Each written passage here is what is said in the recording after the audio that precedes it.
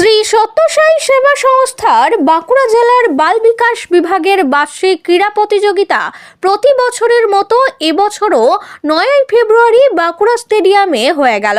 শ্রী সত্যসাই সেবা সংস্থা নানান ধরনের সেবামূলক কাজ সারা বছর ধরেই করে থাকে।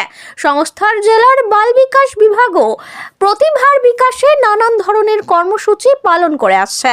বার্ষিক ক্রীড়া প্রতিযোগিতা তারই একটি অঙ্গ।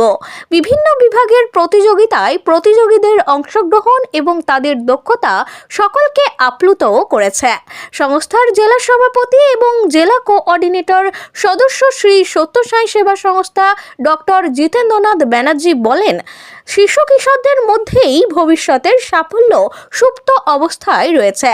সেগুলোকে বিকশিত করার লক্ষ্যে শ্রী সত্যসাই সেবা সংস্থার বাল বিকাশ বিভাগ এই ক্রীড়া প্রতিযোগিতার আয়োজন করে আসছে। এই ক্রীড়া প্রতিযোগিতার অনুষ্ঠানে বিশিষ্টদের মধ্যে উপস্থিত ছিলেন সমাজসেবী অরুণ পাল, ক্রীড়া সংগঠক রবীন মণ্ডল, প্রেস ক্লাবের সম্পাদক সন্তোষ ভট্টাচার্য, বিসিডি এর রাজ্য সম্পাদক সজল গাঙ্গুলি প্রমুখ। বাঁকুড়া থেকে সুনীল দাসের রিপোর্ট, RLM নিউজ।